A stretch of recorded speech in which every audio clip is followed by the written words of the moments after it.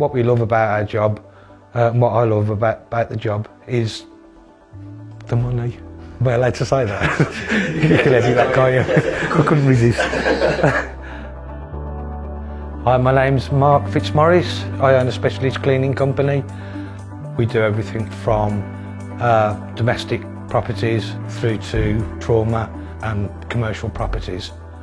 Came out of engineering about 20 years ago. Basically went out, bought a carpet cleaning machine and decided to start up on my own as a carpet and upholstery cleaner. And as people have asked us for other services, if we haven't got the equipment or if we haven't got the training, we'll go and get the equipment and go and get the training. Always taken pride in my work. Coming out of engineering, everything that we did had to be precise. Worked a lot for aerospace and MOD, and I think that ethos has been brought through to the business. Cleaning these days is looked at a lot different than it used to be.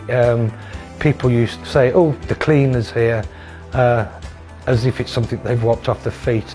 When you look at the way the pandemic's gone, hospitals need cleaning. If they weren't clean, they couldn't take in patients. So cleaning has come to the forefront of many places in industry and in domestic life.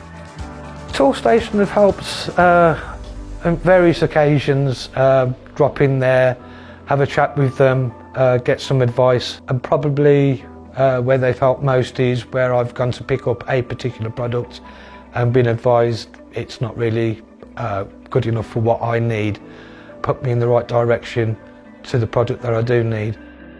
Probably the worst one I've had, young lady, mental health problems, thought her toilet was blocked, obviously couldn't wait and sat over the bath.